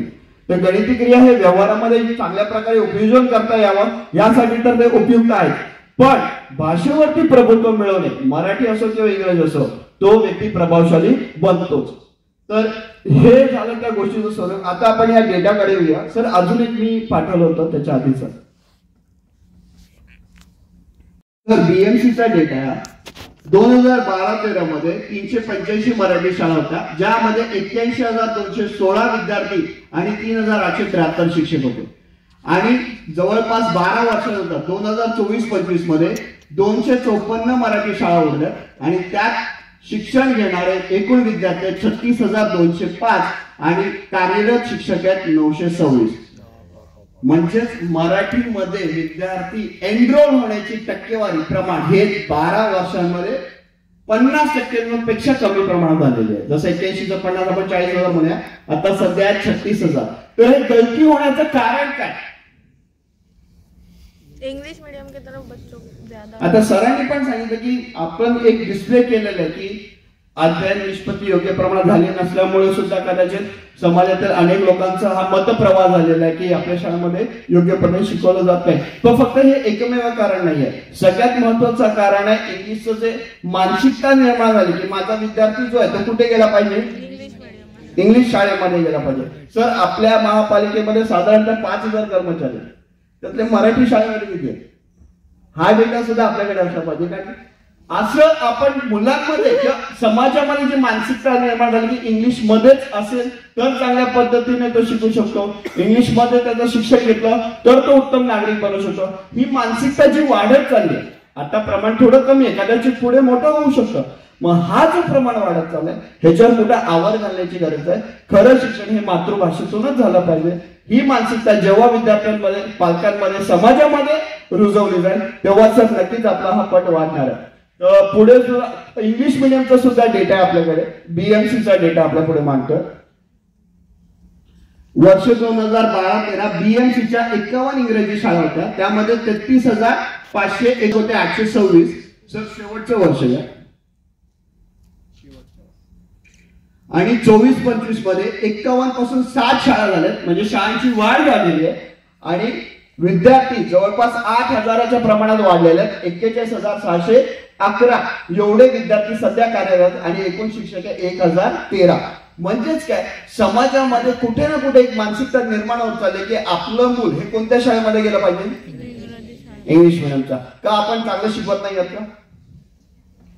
आपण सुद्धा चांगल्या प्रमाणात इंग्लिश शिकवू शकतो, शिकवतो, फक्त आपण त्यांच्यापर्यंत पोहोचत नाही। ही खंत आहे की आम्ही सुद्धा चांगल्या प्रमाणात इंग्लिश शिकवतो, पण ही गोष्ट लोकांपर्यंत पोहोचत नाही, त्यांना पर्यंत समजत नाही आणि त्यांची एक मानसिकता झाली की इथे चांगल्या प्रमाणात इंग्लिश शिकवलं जात नाही। सर हे दुर्दैवी बाब आहे खरं तर आमच्या सगळ्यांसाठीच की आम्ही शिकवू शकतो, आमच्यामध्ये कौशल्य आहे, पण आम्ही हे चांगल्या पद्धतीने शिकवतो, आमच्यामध्ये हे टॅलेंट आहे, आम्ही हे उपाययोजना राबवले। पेट्यांची माहिती किती पालकांना आहे हे पण नाही, अजून समाजामध्ये गोष्टी माहितीच पडत नाहीत की जेवढे शैक्षणिक साहित्य आपल्या महापालिका शाळांमध्ये उपलब्ध आहेत त्याचे 10% सुद्धा कुठल्या प्रायव्हेट शाळेमध्ये नाही, हे मी ठामपणे सांगू शकतो। आणि जेव्हा सर नॅशनल अचीवमेंट सर्व्हे झालं होतं त्यामध्ये आम्ही रिप्रेझेंटेटिव्ह होतो। इंग्लिश मीडियमची कल्याण वैश्विक शाळा, मी नाव घेऊ शकत नाही, सॉरी फॉर दॅट, त्या शाळेमध्ये 6वीचा मी सर्वे केला होता। 6वीचे जवळपास 30 विद्यार्थी होते, त्या 30 पैकी 12 विद्यार्थ्यांना स्वतःचं नाव 6वीचे विद्यार्थी इंग्लिशमध्ये अचूकपणे लिहिता आलेलं नाही, पण त्यांचा डेटा बाहेर जात नाही, त्यांचे रेकॉर्ड बाहेर जात नाहीत आणि त्यांची इमेज मेंटेन राहते. आपल्या बाबतीत असं होतं की थोडीफार चूक झाली तरी ते गावभर होतं, असं म्हणायला काही वावगं नाहीये. तर असं न होता की आपल्याकडे जे कौशल्य हे सुद्धा लोकांकडे पोहोचले गेले पाहिजे, आपल्याकडच्या शिक्षणाची कौशल्य सुद्धा लोकांकडे पोहोचली गेली पाहिजे. तर साहेब त्यासाठी मला अपेक्षा आपल्याकडं आपण वेगवेगळे उपाययोजना नक्कीच राबवणार की काही शिक्षक काही कृती करतात त्यांचे व्हिडिओज व्हायरल झाले पाहिजेत, त्यांचे बॅनर्स लागले पाहिजेत. कुठे कुठे शाळा बॅनर्स लावते पण ठराविक विद्यार्थ्यांचे सरने सांगितलं, पण सगळ्या विद्यार्थी निपुण आहेत का असं कुठं सांगितलं जात नाही. तर इंग्लिश लँग्वेज ह्या बाबतीत जे काही फ्लॉज आहेत ते फ्लॉज मी आपल्या पुढे मांडले, त्याच्या उपाययोजना काय ते पण आपण करणार आहोत. पूर्ण वर्षाचा कृती आराखडा आपल्याकडे ऑलरेडी तयार स्वरूपात आहे. तर इंग्लिश संदर्भात मला 2 मिनिटं बोलायची संधी दिली त्याबद्दल या व्यासपीठाचे मी मनपूर्वक आभार मानतो. धन्यवाद. थँक्यू. सो इंग्लिश बद्दल भरपूर काही गोष्टी करण्याची गरज आहे, जसं की साहेबांनी सांगितलं. कृती आराखडा त्यांनी लर्निंग ऑब्जेक्टिव्ह प्रमाणे तयार केला आहे. याप्रमाणे जर प्रत्येकाने बेसिक वरी म्हणजे बेसिक रीडिंग रायटिंग पहिले तर आपल्या मुलांना आली पाहिजे, ते पण भरपूर मुलांना आपले काही ठिकाणी येत नाही.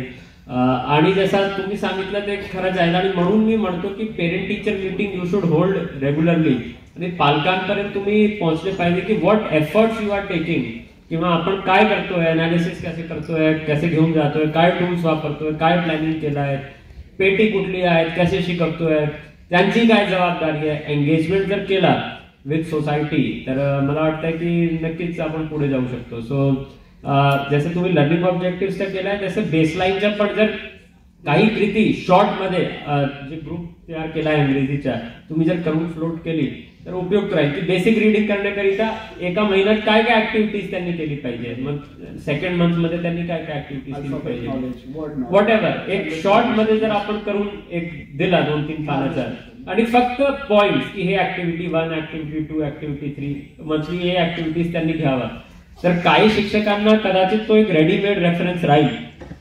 त्या आधारे they will do these activities आणि त्या आधारे काही गोष्टी क्लिअर होऊन जाणार.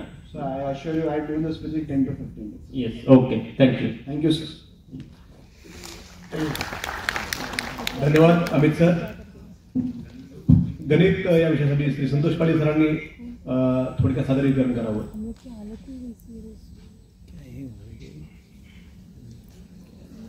सरांच्या सादरीकरणामध्ये मोहिली शाळेचा एक व्हिडिओ आहे. त्या ठिकाणी माननीय उपायुक्त शिक्षण जाधव साहेब, सरकडे साहेब यांनी भेट दिली आणि इतरांच्या देखील भेटी झालेल्या आहेत. अतिशय सुंदर अशी शाळा आहे. Sir please.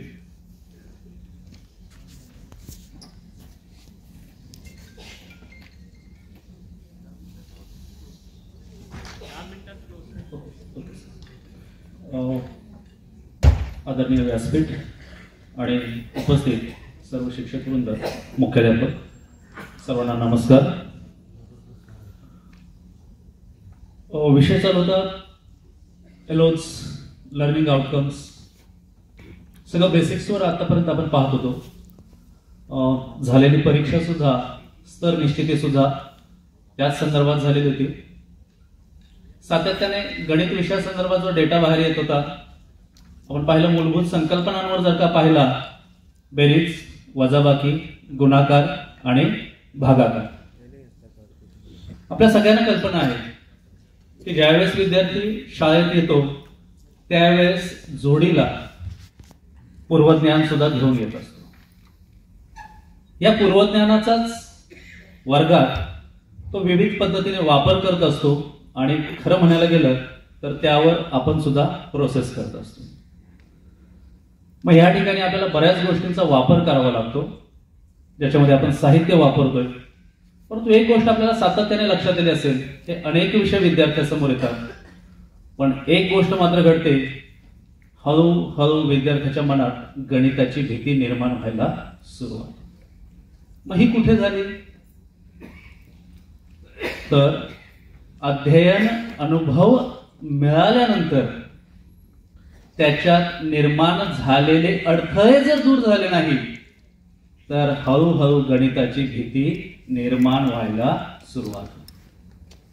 मग प्राथमिक अवस्थेत बेरजेत कदाचित तो टप्पा पार पडला, वजाबाकीकडे जातो. तो टप्पाही पार पडला, गुणाकाराकडे जाते आणि कुठेतरी ती भागाकारापर्यंत जाऊन साचते. आणि म्हणून मला असं वाटतं की हे जे पर्सेंटेज आपण बघतोय हे लो बेसिसला येताना आपल्याला तिथे दिसायला सुरुवात होते. आणि याच्यासाठी आपल्याला एक करावं लागेल की सातत्याने जे आपण अध्ययन अनुभव देत आहोत त्याच्यामध्ये आपल्याला सातत्याने विद्यार्थ्याप्रमाणे त्या अध्ययन अनुभवांमध्ये आपल्याला काय करावे लागणार आहे, बदल करावे लागणार.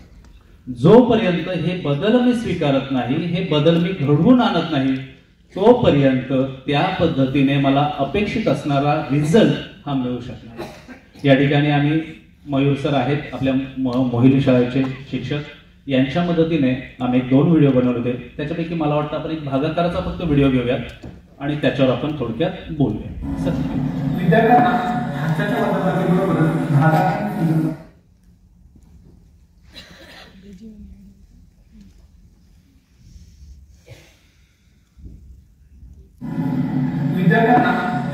वापराबरोबरच भागात खूप आवडतात असं आपण म्हणतो. आपल्या वर्गामध्ये सुद्धा 10 पैकी 3 विद्यार्थी तरी असे असतात की ज्यांना भागाकार आवडत जातो, त्यांना लवकर लक्षात येते. आणि जरी भागाकार आला तरी पण ज्या भागाकाराला शून्य आहे किंवा ज्या जो भागच जात नाही असे मुलं असतात की त्यांना ते काय करायचं ते सुचत नाही. अशा वेळी आपण काय करायचं ते आपण पाहणार. त्याआधी भागाकार म्हणजे काय ही संकल्पना विद्यार्थ्यांना स्पष्ट असणं अत्यंत गरजेचं आहे. भागाकार म्हणजे समान भागामध्ये वाटणी करणे. हे मुलांना परफेक्ट लक्षात येणं अत्यंत गरजेचं आहे. या ठिकाणी एक उदाहरण समोर दिसते की 408 भागिले 4. हे मुलांना तुम्ही पैशाच्या स्वरूपामध्ये, वस्तूच्या स्वरूपामध्ये विद्यार्थ्यांना समजून सांगू. वस्तू जरी नाही समजल्या तर मुलांना पैसे मात्र समजत असतात. 3री 4थीच्या 1ली सगळ्या विद्यार्थ्यांना पैसे समजतात. तर त्यांना असं सांगा की हे 408 रुपये आहे आणि 4 भागांमध्ये काय करायचे, समान भागामध्ये वाटणी करायची. कशी करायची असं जेव्हा तुम्ही त्यांना सांगा तेव्हा मात्र त्यांचे काय होईल की विचारचक्र लगेच सुरू होतील आणि मग तुम्ही त्याच्यामध्ये सोडून घेऊ शकता. ज्यांना 4चा पाढा येत नाही त्यांना काय सांगा की एका लोकांना 4चा पाढा घेऊन घे आणि मग आपण काय करूया कसा पद्धतीने भागाकार करायचा याला. तर 4च्या पाढ्याकडे 4 येतो हे विद्यार्थ्यांना विचारावं. मुलं बरोबर 3 नंबरला काय आहे 4. तो नंबर आपल्याला काय ठिकाणी घ्यायचा आहे, मांडायचा. त्यामुळे 4 हे 4 इथं आपण लिहिलेले आहे. 4 गेले राहिले 0. बरंच वेळा माझ्या वर्गामध्ये असं पाहिजे की विद्यार्थी गणित सोडवताना चिन्ह देते तर त्यांना वारंवार त्यांना सांगायचे की तुम्ही कुठली क्रिया करताय त्या क्रियेचे चिन्ह देणं अत्यंत गरजेचं आहे. त्या ठिकाणी बरोबर चिन्ह दिल्यानंतर 4 गेले राहिले 0. या ठिकाणी इथे बरोबर आहे. आता पुढची जी संख्या आहे तो 0 आपण या ठिकाणी घेतलेला आहे दशांश. आता या ठिकाणी 0 ही संख्या या भागामध्ये 4च्या कडे येते का, तर मुलं म्हणतात 0 ही संख्या तर नाही. अशा वेळी आपण काय करणार, तर 0 किंवा 4पेक्षा लहान संख्या जर त्या ठिकाणी असली तर आपल्याला 0चा भाग देणं अत्यंत गरजेचं आहे. त्या ठिकाणी आपल्याला 0चा भाग द्यायचा. तर तो भाग देताना या ठिकाणी आपण काय करायचे, 0 घ्यायचे. 0 म्हणून 0 राहिले 0 आणि या ठिकाणी सुद्धा 0चाच भाग देणं गरजेचं आहे. आता 3 नंबरची संख्या आहे ती 8. ती आपल्याला इथे घ्यायची. भागाकार करताना आपल्याला सांगायचं की आपल्याला प्रत्येक अंकाला सेपरेट वेगवेगळं घेऊन भागायचे आणि त्याच्यातून जर काही वाक्य राहिली तर ती पुढच्या संख्येमध्ये मिळवायची. हे आपल्याला त्यांना स्पष्ट करून सांगायचे किंवा सर्वात पहिले त्यांच्या लक्षात येणार. तर या ठिकाणी आपण ही 3 नंबरची संख्या घेतली 8. आता 4च्या मध्ये 8 येतो का, तुम्हाला जर 4च्या मध्ये 8 मग तो नंबर आपल्याला काय करायचा त्या ठिकाणी लिहायचा आणि ती संख्या त्या ठिकाणी मांडायची. 8 मधून 8 गेले राहिले 0. अशा पद्धतीने हे जर 0चा भागाकार असेल तर आता इथं मी दुसरं गणिताचं आहे 412 भागिले 4. आता इथे सुद्धा पहिल्या विद्यार्थी करतील की 4 हे 4 4 राहिले 0. थोडं थांबवतो. प्रोसेस सेमच आहे परंतु जाणवले आपल्याला वर्गात विद्यार्थी ह्या अध्ययन प्रक्रियेमध्ये अडथळा निर्माण होतो. इथे सुद्धा मला विद्यार्थ्याला सांगावं लागेल की आतापर्यंत मी गुणाकार करतोय, बेरीज करतोय, वजाबाकी करतोय. कुठल्याकडून करतोय, एककापासून सुरुवात करतोय. ह्या ठिकाणी मात्र भागाकार ही अशी एक क्रिया आहे की जिथे मात्र मला कुठून करावं लागलेली आहे, शतकापासून करावे लागले किंवा डाव्या बाजूकडून. हे छोटे छोटे बारकावे जोपर्यंत विद्यार्थ्यांच्या लक्षात येणार नाही तोपर्यंत तो विद्यार्थी त्या संकल्पना, ते संबोध, त्या कन्सेप्ट त्याच्या क्लिअर होणार नाही. आणि म्हणून जो थोडंसं आपल्याला रिझल्ट किंवा ज्या पद्धतीने रिझल्टमध्ये आपल्याला आलेली कमतरता जाणवते तर ती ह्याच छोट्या छोट्या गोष्टींमध्ये अडकलेली आहे. जर हे व्यवस्थित झालं मोकळं तर मला असं वाटतं की ह्या पद्धतीने आपल्याला जे आउटकम्स आहेत तिथे आपलं यश मिळायला काहीही हरकत राहणार नाही. फक्त दोनच गोष्टी सांगतो. वर्गातील माझं प्रत्येक मूल वेगळं आहे आणि मला त्याला ट्रीट सुद्धा वेगळंच करावं लागणार आहे. आणि दुसरं महत्वाचं म्हणजे मला मुलाला शिकवायचं नाही, शिकत करायचं. मला मार्गदर्शकाचीच भूमिका पार पाडायची. मी शिकवलं म्हणून तो शिकला नाही तर इथे अडथळा आला होता तो मी दूर केला आणि आता तो शिकायला त्याची सुरुवात झालेली आहे. तर अशा पद्धतीने आपण गणिताच्या बाबतीत विविध प्रकारच्या गोष्टी, पण एकच सांगू इच्छितो, पेटीतील जे साहित्य आहे, शतकपाट्या, दशक दांडे, मणिमाळ, एकक संख्यांचे जे आपले एककांचे ठोकळे जे आहेत, जर का यांचा ह्या पद्धतीने अतिशय परिणामकारकपणे वापर झाला तर साहित्य वापरल्यानंतर असं होणारच नाही की विद्यार्थ्यांच्या त्या संकल्पना स्पष्ट झालेल्याच नसतील. एकदा संकल्पना स्पष्ट झाल्या की आपलं साहित्य बाजूला येणार आणि त्यानंतर मात्र विद्यार्थी ह्या संख्यांवर खेळायला सुरुवात करतो. एकदा आनंद निर्माण झाला की दुसऱ्याच दिवशी तोच विद्यार्थी भरलेल्या वह्या घेऊन तुमच्या समोर उभा राहतो, सर माझी गणित तथाच. आणि हीच एक मोठी पोचपावती आपल्यासाठी राहील. तर ह्या ठिकाणी मी वेळेच्या अभावी आपण इथपर्यंत थांबतोय. तर ह्या पद्धतीने आपण गणित विषयांसाठी आपल्याला अपेक्षित असणारी वेगवेगळी उदाहरणं, वेगवेगळे साहित्य यांचा वापर करून परिणामकारकपणे वर्गाध्यापन करू शकतो. धन्यवाद. गणितमध्ये पण मला असं वाटतं की मुलांमध्ये थोडा एक भीती असते, म्हणून एन्जॉयबल पद्धतीने काही टूल्स वापरणं हे थोडं महत्वाचं असते. उदाहरण स्वरूपात मी काही शाळांमध्ये असं पाहिलं आहे, त्यांनी काय केलं आहे, as a part of BaLA which is building as learning aid, जे सीलिंग असतात तर सीलिंगमध्ये काय केलं त्यांनी 1 2 3 4 5 6 7 8 असा काही नंबर्स रॅन्डमली लिहिलेला आहे कलरफुल. आणि मग मुलांच्या हातात बॉल दिली, त्याला सांगितलं 1 2 3 4 करा आणि बॉल 1 वर मारायचे, मग 2 वर मारायचे आणि काउंटिंग करायचे असे. तर या ऍक्टिव्हिटी पासून त्यांनी संख्या ज्ञान सेकंडच्या मुलांना, फर्स्टच्या मुलांना असं शिकवला. So again it has 2 objective. एक तर 1 2 3 4 प्लेफुल ऍक्टिव्हिटीनी त्याला येईल आणि दुसरा when he will throw the ball, तर बॉल ते जाणार मग कॅच करणार. तो अगेन मस्क्युलर डेव्हलपमेंट आणि हँड आय कोऑर्डिनेशन हेही गोष्टी डेव्हलप होतात. सो ये ऍक्टिव्हिटी अशी आहे की फार सोपं आहे संख्या ज्ञानसाठी फॉर फर्स्ट सेकंड. मी ऍक्टिव्हिटी केली तर उपयुक्त राहते.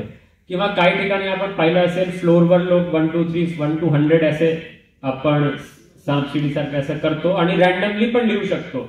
मग तिकडे 2 इकडे, 3 इकडे, 4 इकडे, आणि त्याला मुलाला सांगायचे तू जम्प कर आणि काउंटिंग कर. इव्हन टेबल्स पण असे करू शकतो आपण 2 4 6 8 10, बोलताना ते जम्प करायचे. So these are small some tools की ज्याच्यातले physical development, hand eye coordination आणि मॅथ्सचे बेसिक कॉन्सेप्ट आपल्याला शिकवता येते. इनफॅक्ट अपूर्णांक मॅथ्समध्ये जे मला जाणवते मुख्यतः की मुलांना कॉन्सेप्ट समजत नाही. कदाचित त्याला डिव्हिजन येत असेल, त्याला अपूर्णांकची बेरीज येत असेल, पण त्याचा कॉन्सेप्ट समजत नाही. म्हणजे 1/2 + 3/4 ऍड केल्यावर एक्झॅक्टली हे काय आहे हे कॉन्सेप्ट समजत नाही. सो कॉन्सेप्ट टीचिंग मॅथ्समध्ये फार आवश्यक आहे आणि यात ते शिकवण्याकरिता you have to use such tools. Even fractions पण आपण बाला मार्फत शिकू शकतो. आप देख सकते हैं पीछे, अगर आप देखेंगे तो if you can also है ना, तो म्हणजे 1 स्क्वेअर आउट ऑफ 5 स्क्वेअर्स म्हणजे आपोआप त्याच्यातले 1/5 1 स्क्वेअर किती आहेत. म्हणजे जे कॉन्सेप्ट आहे डायरेक्टली वेन द दरवाजा is a typical example of अपूर्णांक की याचे 2 डोर्स आहेत आणि फुल डोर आहे. तो एक दिस इज हाफ ऑफ हे जो कॉन्सेप्ट आहे, हाफचा कॉन्सेप्ट, 1/3चा कॉन्सेप्ट किंवा 1/5चा concept. So as a concept तो क्लिअर होत नाही त्याला. 1/5 ते लिहितात, पण what is 1/5 that is not clear. म्हणजे काही गोष्टी मार्फत आपल्याला ते करता येते. इनफॅक्ट एक ग्लास किंवा बॉटल ठेवली आणि त्याच्यात पाणी अर्धा सोडला, मग 1/3 केला, तर याच्यातही तुम्ही त्याला कॉन्सेप्च्युअल नॉलेज देऊ शकतो. पण आपण शिकवताना I have seen a lot of maths teachers teaching, आपण हे टूल्स फार कमी टीचर्स वापरतात as a general practice of teaching. नेहमीच आपण जे इथे करा, हे करा, 55/5 असे त्यांनी केला, हो छान झाला, पुढे गेलो, म्हणून त्याला कॉन्सेप्ट येत नाही. गुणाकारचे पण कॉन्सेप्ट काय आहे, म्हणजे 22 × 4 इज 88. तो what is it, how come it is 88, काय आहे तो कॉन्सेप्ट, ते काय क्लिअर होत नाही. सो हे गोष्टी आपण घेऊ शकतो. एक शेवटची गोष्ट सांगतो, देन वी विल क्लोज, की हे सगळं करत असताना आता अध्ययन निष्पत्ती झाली तुम्हाला, अध्ययन निश्चिती झाली तुमची स्तरची, तुम्ही आता ऍक्शन प्लॅन करणार आणि ते करणार आहे.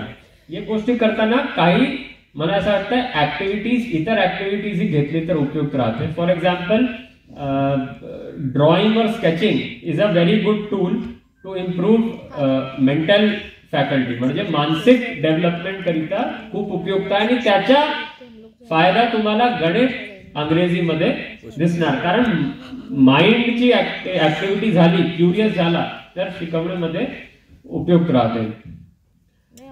मला असं वाटतं की जेव्हा शाळा आपली सुरू होतात, सुरुवातीचे 1-1.5 तास मुलांचं माइंड एवढा ऍक्टिव्ह नसतं. It is not active. आपण जे काही शिकवतो त्याला काही ग्रास्पिंग होत नाही. सो शाळा सुरू झाल्या बरोबर एखादं small activity you should take which activates the mind.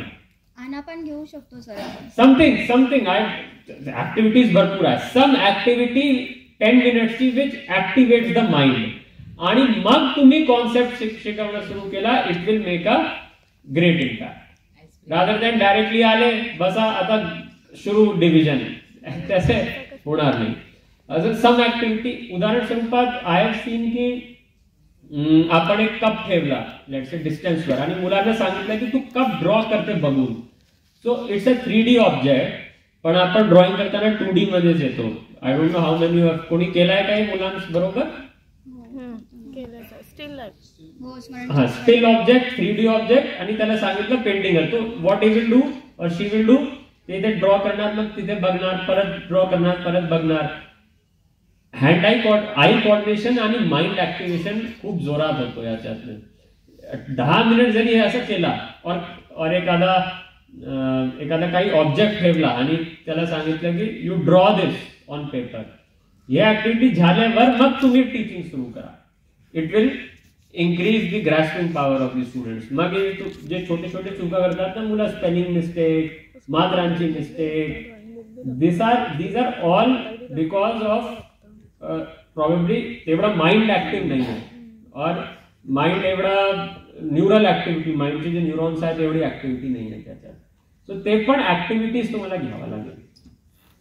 तुम्हाला कदाचित वाटत असेल की याला आम्ही शिकवतोय 1 महिनाभरापासून डिव्हिजन, काय येत नाही येणार त्याला. त्याचा problem will have to take these activities first. त्याचा मानसिक विकास करावा लागेल थोडासा, आणि मग तो ते येणार. So these are some activities that can be taken for maths also, even for English also, ज्याच्यातनं तुम्हाला शिकवता येते ना. सो ह्याची activity list I think you can give, म्हणजे पण I think you are capable enough. युट्यूबवर टाकला की activities to be done for class 2 students for mental awareness, तर 100 ऍक्टिव्हिटीज येऊन जाणार. त्याच्यातनं कुठली एक ऍक्टिव्हिटी रोज घेतली तरी होऊन जाईल.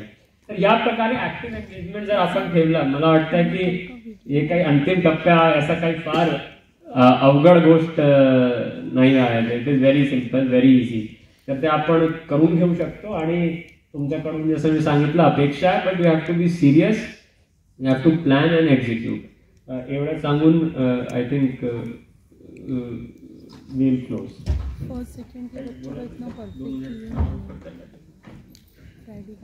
साहेबांना समारोप करूया. मला वाटतं आपण 11:30ला सुरुवात केली होती आणि आता जवळपास 2:45-3 वाजत आलेले आहेत. 7ला आलोय. प्रशासन किती गांभीर्यानं महापालिका शाळेतलं शिक्षण घेत आहे याचं हा एक नमुना आहे. हिंदी भाषेमध्ये सांगायचं झालं ये तो झाकी है, अब बहुत कुछ बाकी है. आज FLMची 30 तारखेची जी आपण एक टेस्ट घेतली त्याच्याचं ॲनालिसिसवरच आज आपले 3 तास गेलेले आहेत. याच्यातनं बोध घेऊन मला वाटतं आपण पुढची जी FLM होणार आहे जी जुलैच्या अखेरीस होणार आहे आणि त्याच्यानंतर पुन्हा ऑगस्टच्या पहिल्या आठवड्यामध्ये आपली पुढची शिक्षण परिषद होणार आहे. आज आपण कुठल्या पायरीवर आहोत याचा एक अनुभव आपल्याला आलेला आहे. आपण ही पाहिलेलं आहे आणि सुरुवातीला जो एक लाईट मोड सभागृहामध्ये होता तो जाता जाता किती गंभीर मोडवर आपण पोहोचलेले आहोत हेही आपल्या लक्षात आलेलं आहे. महानगरपालिका प्रशासनाकडून महापालिकेचे प्रशासनाचे प्रमुख आयुक्त म्हणून जेव्हा एवढ्या गांभीर्याने आपल्या शालेय शिक्षणाच्या आपल्या मुलांचं आपल्या विद्यार्थ्यांचं भवितव्य घडवण्याच्या हिशोबाने प्रयत्न जर करत असतील तर खरी गरज आहे की शिक्षकांनी पुढे येऊन आता पुढचा टप्पा आपल्याला गाठायचा आहे. प्रशासनाकडनं म्हणजे प्रश्न जेव्हा विचारला गेला होता की आपल्याकडे एवढी पटसंख्या कमी का आहे, तर हे वारंवार पटसंख्या कमी असल्याची कारणं आपल्याकडे जेव्हा पहिल्यांदा यायची तेव्हा प्रमुख कारण जे असायचं ते आपल्या शाळा चांगल्या नाही, एक प्रमुख कारण यायचं. दुसरं कारण यायचं की आपल्या काही फॅसिलिटीज शाळेला दिल्या जात नाही. म्हणून यावेळेस तर प्रशासनाने आपल्या माध्यमातून सगळ्यात पहिले आपल्या इमारती चांगल्या केल्या. आपण आवश्यक असलेली साधनसामुग्री पहिल्याच टप्प्यामध्ये आपण दिलेली आहे. पण खरा प्रश्न जो होता तो आपले स्तर चांगले नव्हते. आपले स्तर चांगले नसल्यामुळे आपल्याकडे आपल्या पालकांनी मुलं का टाकावी हा जो मुख्य प्रश्न होता तोच आज निकालावर त्याच्यावर घाव टाकण्याचा आज आपण प्रयत्न केलेला आहे. आणि मला वाटते प्रशासनाचे प्रमुख म्हणून आयुक्त महोदयांनी इतका वेळ देऊन खरं तर एवढं गांभीर्याने याच्यावर चर्चा करावी.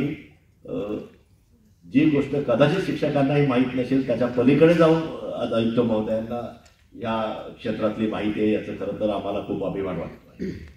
यापुढेही जाऊन आपल्यासाठी आवश्यक असलेल्या ज्या बाबींची गरज आहे ती प्रशासन 100% पुरवण्यासाठी बांधील आहे. परंतु अपेक्षा जी आहे ती पुढील 2 ते 3 महिन्यामध्ये आता जी परिस्थिती आहे 2%, 3% किंवा इव्हन जास्तीत जास्त आपल्याला 22%च्या पुढे दिसले नाही म्हणजे ज्या टॉपच्या स्कूल्समध्ये आहेत ते 100% निपुण करण्यासाठी आपल्याला प्रत्येक विद्यार्थी 100% निपुण कसा होईल हे इथून आजचं जर वाइंडअप करायचं असेल मिटिंगचं तर आपण हा बोध घेऊन गेलं पाहिजे इथून की आपण माझ्या वर्गात असलेले विद्यार्थी 100% निपुण कसे होतील हे पाहायचं आहे. आणि दिवाळीची खरी भेट जर कोणाला द्यायची असेल प्रशासनाला आयुक्त महोदयांना तर तीच आहे की आपण ऑक्टोबर-नोव्हेंबरची दिवाळी येतोपर्यंत 100% विद्यार्थी आम्ही निपुण करून दाखवले अशा स्वरूपाची भेट आपल्याला देता येईल. जाता जाता आपण कॉन्फरन्स हॉलमध्ये अजून 1-2 पेटारे ठेवलेले आहेत. ते एक 10-15 मिनिटांमध्ये त्या मॉडेल जे आहेत ते सुद्धा आपण पाहून जायचं आहे. मला वाटतं खूपच सरात अभ्यासपूर्ण आणि अशा स्वरूपाची आजची ही बैठक झालेली आहे. आणि याच्या पुढे बैठकीला येताना मात्र प्रत्येक शिक्षकाने म्हणजे आज तिघांनीच प्रेझेंटेशन दिलेले आहे. ते एक्सपर्ट होते म्हणून आम्ही त्यांना प्रेझेंटेशन्स द्यायला लावलेले आहेत.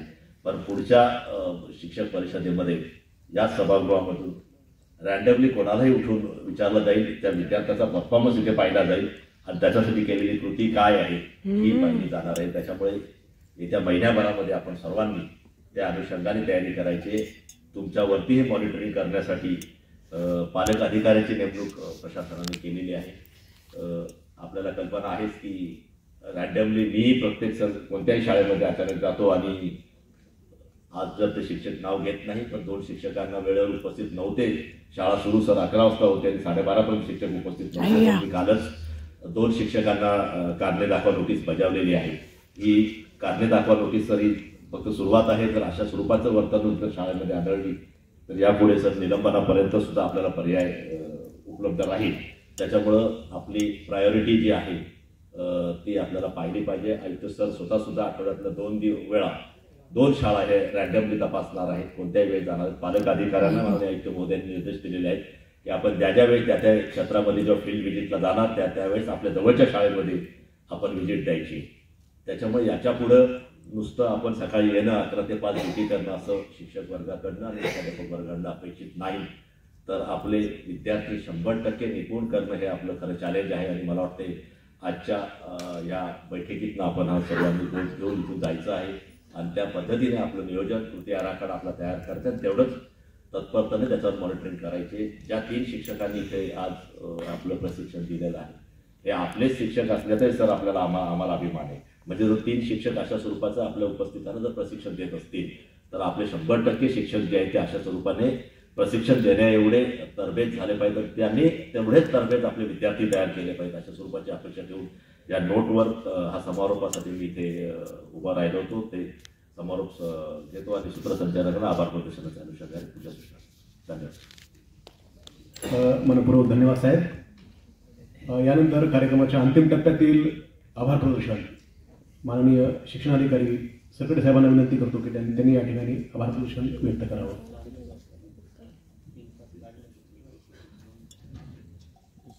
सन्माननीय आयुक्त महोदय, उपायुक्त साहेब आणि उपस्थित शिक्षक बंधू भगिनी,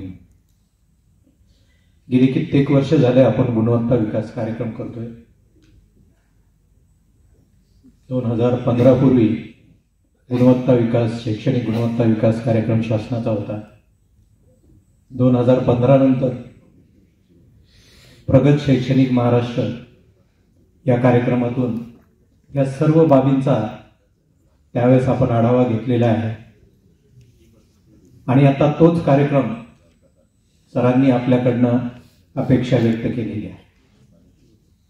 येत्या काही दिवसांमध्ये आपल्याला विद्यार्थ्यांचा नियमित सराव घेऊन या अपेक्षिलेल्या जे स्तर आहेत किंवा अध्ययन क्षमता आहे त्या आपल्याला उंचवायच्या आहेत. या पुढच्या महिन्यामध्ये आपली पुढची चाचणी जी आहे ती 30 आणि 31 जुलै रोजी होणार आहे. कृपया आत्ताच तुमच्याकडे नोंद करून घ्या त्याची. 30 आणि 31 जुलैला याच पद्धतीने फक्त आता त्याची काठिण्य पातळी थोडी वाढवली जाईल. त्या पद्धतीने आपलं हे कामकाज आपल्याला करायचं आहे. त्यानंतर हा जो महिना आहे पूर्ण यावर आधारित आपल्याला जे या विद्यार्थ्यांचे सर्कल्स आपले ओपन राहिलेले आहेत किंवा आपण ते डार्क केलेले नाहीये, म्हणजे त्या क्षमता आपल्याला विकसित करण्यासाठी आपल्याला दररोजचं उपचाराध्यापन वर्ग आपल्याला नियमित घ्यायचा आहे. जर तुमची शाळा जर सकाळ अधिवेशनामध्ये असेल तर तुम्हाला दुपारच्या सत्रामध्ये 1 तास त्या विद्यार्थ्यांवरती तुम्हाला उपचार करायचे आहे आणि दुपारी शाळा असेल तर सकाळच्या वेळेला तुम्हाला घ्यायला लागेल. आणि जनरल जर तुमचं अधिवेशन असेल 11 वाजता तर तुम्हाला 9-10 वाजता येऊन त्यामध्ये तुम्हाला ही उपचारात्मक अध्यापन पद्धती तुम्हाला अवलंबायला लागेल. तर या पद्धतीने आपल्याला हे सर्व कामकाज करायचे आहे. त्यानंतर पुढची जेव्हा आपली शिक्षण परिषद असेल त्यावेळेला ज्या पद्धतीने 3 शिक्षक इथं आपले तज्ज्ञ म्हणून बोलत होते तर जशी साहेबांनी अपेक्षा व्यक्त केलेली आहे रॅन्डमली सर तुम्हाला तुमच्यापैकी कोणालाही बोलवतील आणि त्यावेळेस तुम्हाला तुमच्या पूर्ण वर्गाचा कृती आराखडा इथे तुम्हाला सादर करायला लागेल. याची कृपया दक्षता घ्या. मग तुमच्याकडे 2 वर्ग असतील 3 वर्ग असतील जे काय असेल तुमच्याकडे त्या पूर्ण वर्गाचा चार्ट तुम्हाला घेऊन इथे येऊन तुमचं वैयक्तिक सादरीकरण तुम्हाला करायला लागेल. तर या पद्धतीने आपली पुढची कार्यशाळा होईल. तारीख लक्षात ठेवा 30 जुलै आणि 31 या 2 दिवस. दुसरा दिवस आपण राखीव ठेवलेला आहे तो यासाठी की काही विद्यार्थी गैरहजर असतात, 30 तारखेला येऊ शकले नाही तर 31ला आपण त्यांची ती चाचणी घेणार आहोत. परंतु काहींची मोठी विद्यार्थी संख्या उदाहरणार्थ आपली बनेलीची विद्यार्थी संख्या आहे, फार मोठी विद्यार्थी संख्या आहे, त्यांना ते असेसमेंट करायला वेळ जातो. त्यामुळं तशा शाळांसाठी देखील तो दिवस राखीव आहे. त्यामुळं 30-31 तारीख लक्षात ठेवा. याच पद्धतीने आपण हे कामकाज करणार आहोत. त्याचे सॅम्पल्स म्हणजे सुरुवातीला तुम्हाला पूरक अशा प्रश्नपत्रिका आम्ही त्या देऊ ज्याचा की तुम्हाला सराव घ्यायला लागेल. याचा नियमित सराव तुम्हाला दर सोमवारी देखील तुम्ही घेऊ शकता. जे विद्यार्थी अभ्यासात मागे आहे, म्हणजे एकदमच ती जुलैच्या शेवटच्या परीक्षेपर्यंत थांबायची काही गरज नाहीये. त्यावर आधारित तुम्ही नियमित विद्यार्थ्यांचा सराव घेऊ शकता.